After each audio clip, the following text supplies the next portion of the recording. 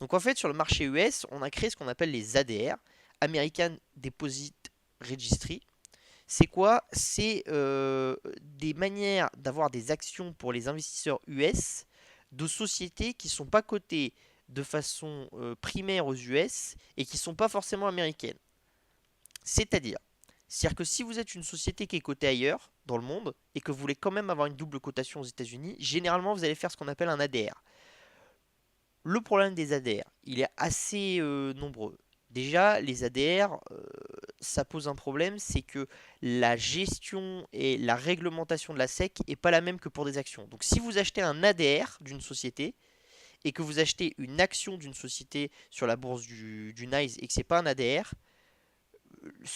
quand vous achetez une action, la société est obligée de répondre à des réglementations de la SEC sur des normes comptables et ce genre de choses. Les ADR, ils ne sont pas obligés de répondre à ces normes comptables.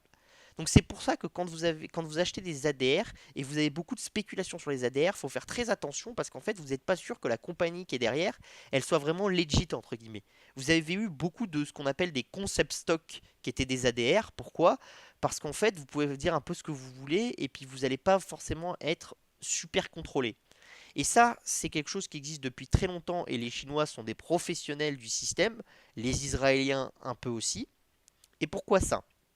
Parce qu'en fait, les Israéliens et les Chinois, ils ont toujours refusé que s'appliquent les réglementations comptables de la SEC sur les sociétés qui étaient juste en ADR. En disant c'est pas des sociétés qui sont cotées premièrement aux États-Unis, donc les règles comptables qui s'appliquent, c'est pas les règles américaines. Et donc, ce qu'il y avait chez Archegos, c'est comme il y avait beaucoup d'ADR chinois, bah, ça commence à poser des problèmes à certains parce que beaucoup se disent que, entre guillemets, ces ADR chinois, vous avez beaucoup de sociétés de, on va dire, de qualité assez médiocre.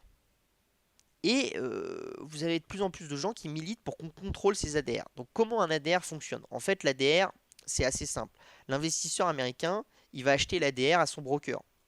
Le broker, en fait, il va demander l'équivalent de l'achat de l'action aux États-Unis à un broker local. Donc par exemple, on prend un exemple très simple. Vous avez Inat Pharma, c'est une société française. Elle est cotée avec un ADR aux États-Unis aussi. Quand un investisseur américain achète l'ADR aux États-Unis, ce qui se passe, c'est qu'en fait, le broker américain, il va demander à un broker européen de détenir une action en Europe. Et en fait, vous avez toujours ce système de parité, entre guillemets. Et quand il vend, bah, il se passe la même chose. En Europe, il y a quelqu'un qui va vendre. Donc, entre guillemets, quand on vous dit que il peut y avoir un changement de cours entre un ADR et euh, donc quand on vous dit qu'il peut y avoir un changement de cours sur un ADR et un cours différent entre la cotation primaire et la cotation secondaire, c'est plus ou moins faux parce qu'en fait vous avez toujours des arbitragistes qui, si le jeu des brokers laisse un petit delta, vont jouer sur ce delta et vont faire un arbitrage. Ils vont vendre le stock aux États-Unis, le racheter en Europe et gagner les quelques centimes d'arbitrage en disant voilà, je détiens le stock correctement et ça se neutralise. Et du coup, voilà. Donc déjà, il faut vous dire que pendant un temps en Europe, vous avez beaucoup de biotech qui ont fait des cotations avec les ADR en disant, de toute façon, on va avoir une meilleure valorisation aux États-Unis. Quand vous passez par un ADR, c'est compliqué d'avoir une valorisation qui soit meilleure aux États-Unis que celle que vous avez dans votre cotation primaire. Parce que comme je vous l'ai dit, les deux se tiennent par la barbichette. Donc entre guillemets, c'est compliqué. Vous pouvez justifier d'une valorisation qui va changer si vous allez coter entre guillemets une filiale. Vous cotez une filiale au Nasdaq, mais entre guillemets, la cotation primaire de cette filiale, c'est le Nasdaq. Vous pouvez toujours vous dire que, effectivement, la valorisation qu'on va donner à votre filiale est importante et que du coup, ça va se retrouver sur la valorisation de votre société fille, enfin de votre société mère, pardon, en Europe ou en Chine ou je sais pas où elle est. Donc ça, oui. Mais par contre, coter la même entité dans deux pays différents et vous dire que ça va vous permettre de créer de la valeur, c'est plutôt faux. Pendant tout un temps, beaucoup de sociétés ont essayé en Europe et ça a clairement rarement marché. Donc je vous conseille de faire très attention. Donc après, vous avez un autre problème, c'est qu'entre guillemets, quand c'est des ADR européens, c'est assez safe. C'est-à-dire généralement, c'est des sociétés qui sont cotées en Europe. Il y a des Américains qui veulent pouvoir les acheter en dollars sans avoir à avoir de l'euro. Ils achètent des ADR. C'est un marché qui fonctionne plutôt bien. et qui permet de s'exposer à certains stocks de façon assez simple. Et on pourrait faire la même chose en Europe. Vous avez à peu près des systèmes équivalents sur certaines bourses européennes où vous avez c'est pas des ADR, mais c'est un autre nom en Europe, mais vous avez l'équivalent et ça vous permet d'acheter des entreprises américaines tout en les détenant en Europe en euros. Et ça, bon, bah, ouais, c'est intéressant. Typiquement, c'est intéressant si dans certaines enveloppes, type le PEA et tout, ça vous permet de mettre certaines actions dans votre PEA sans avoir à faire un montage complexe, entre guillemets. Mais par contre, quand vous êtes sur des pays un peu plus folkloriques, donc c'est-à-dire que vous allez être sur des ADR de sociétés d'Amérique du Sud, d'Afrique, d'Asie, là c'est beaucoup beaucoup plus complexe parce qu'en fait, le local broker, le local custodian et la depository bank, vous avez beaucoup moins confiance en eux. Il y a énormément vous pouvez avoir énormément de soucis et énormément de fraude là-dessus. Et là, du coup, c'est déjà beaucoup, beaucoup plus folklorique. Donc, il faut faire très, très attention sur ces ADR. Et ces ADR, d'ailleurs, on commence à les attaquer.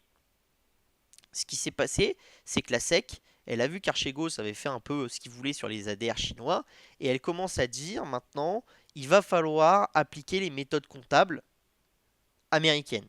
Les mêmes que les sociétés qui sont cotées sur le Nasdaq ou sur le NYSE en cotation primaire. Pour avoir une capacité de défendre les investisseurs et d'assurer aux investisseurs que ces sociétés ne sont pas frauduleuses. Et ça, c'est un truc qui était en travail depuis assez longtemps, que Trump a lancé il y a quelques mois pour un peu limiter l'investissement d'investisseurs US sur les sociétés chinoises de logiciels un peu dont on ne sait pas trop si elles sont toujours 100% legit ou pas.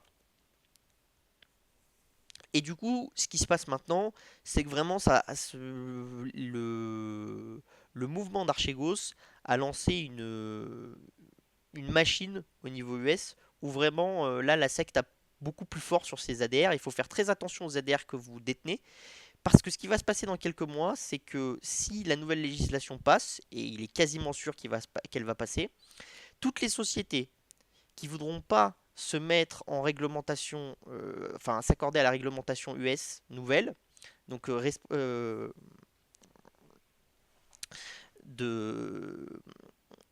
la nouvelle réglementation, ce qui va se passer, c'est qu'en fait, ces sociétés-là, on va demander au Nasdaq ou à toutes les plateformes qui codent ces ADR de les délister en fait. Donc vous avez un risque, si vous détenez des ADR un peu folkloriques, de déliste dans 6 à 9 mois, on va dire, le temps que la réglementation passe. Et en fait, ça c'est un truc à comprendre vraiment assez fortement parce que vous avez des grosses sociétés qui répondent pas, hein.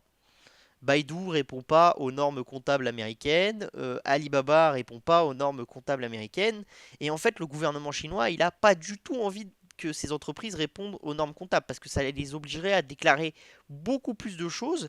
Et en fait la finance chinoise c'est une finance qui est très très complexe avec une imbrication qui est très très forte. Vous avez exactement le même système d'imbrication des sociétés que vous avez un peu au Japon et en Corée. Et du coup, vous avez possiblement, il suffit qu'il y ait un domino qui tombe pour que ça fasse tomber tous les dominos très rapidement. Et donc, bah, le Parti communiste chinois, il est un peu contre cette nouvelle réglementation. Ils commencent déjà à se battre et ils ont commencé à réagir un peu à ce que disait la SEC. Mais du côté de Biden, on a l'air plutôt pro-réglementation sur ces ADR de façon très très agressive. Donc ça, il faut faire très attention. D'autant plus que vous avez beaucoup, entre guillemets, de, de, de financiers et même maintenant des grandes banques américaines qui sont pour la réglementation de ces ADR. Parce qu'entre guillemets, Archegos, comme il a profité de ces sous-réglementations sur les ADR pour faire un peu son business, les gens ils ont un peu les boules. Donc ils commencent vraiment à taper sur ces sociétés chinoises. Et vous pouvez vous dire que ça peut aller très rapidement parce que pendant un temps sur Euronext et surtout sur le segment non réglementé, vous aviez beaucoup d'entreprises chinoises dans les années 2005-2010 qui étaient vraiment des coquilles vides. Et Euronext a serré un peu les boulons et ils sont tous partis. Ils sont tous partis. Parce qu'en fait, c'est très compliqué de monter des. Enfin, si vous avez des contrôles un minimum de qualité, monter des histoires alambiquées, c'est quand même vachement compliqué. Ça arrive, hein, vous allez toujours avoir des GoEx, des Wirecard, ce genre de choses. Mais vous en avez beaucoup moins. Donc ça, vraiment, faut faire attention. Moi, j'invite ceux qui ont des ADR chinois à vraiment faire attention. Vous avez des sites américains qui sont spécialisés là-dedans et qui vous disent quel ADR remplit les réglementations comptables US et quel ADR ne les remplit pas. Je vous invite à aller voir ces sites-là parce que si vous avez des ADR qui remplissent pas les bonnes cases, vraiment, c'est un peu compliqué.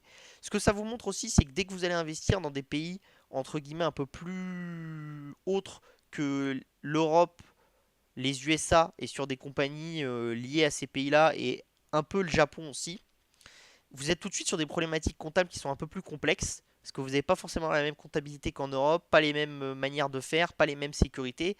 Et ça, c'est très complexe et il faut faire très attention. Il faut bien savoir quand vous allez sizer votre position, donc quand vous allez définir quel pourcentage ça va peser dans votre portefeuille telle action. Dès que c'est une action un peu folklorique, donc dès que c'est des choses un peu voilà dans des pays un peu complexes, je vous invite à faire très très vite attention parce que vous n'êtes jamais sûr de ce qui peut enfin, de ce qui peut vous arriver. Moi par exemple, j'ai pas mal d'actions chinoises, j'ai des actions du Kazakhstan, de ces pays-là, mais dès que je size une position sur ces pays-là, je size vraiment la position minimale parce que je sais que même si je comprends bien le business et si je me dis que le business c'est un très bon business, je suis pas sûr que la comptabilité soit vraie et je peux pas le savoir. C'est-à-dire c'est très compliqué de vraiment en être certain. Donc soit vous décidez de pas jouer ces actifs-là, ce qui est une manière de faire, hein. Vous avez plein de fonds qui décident de ne pas jouer ces actifs là et de se concentrer sur des actifs beaucoup plus matures. Soit vous décidez de les jouer, mais si vous décidez de les jouer, il faut bien les comprendre et comprendre les risques de ces actifs.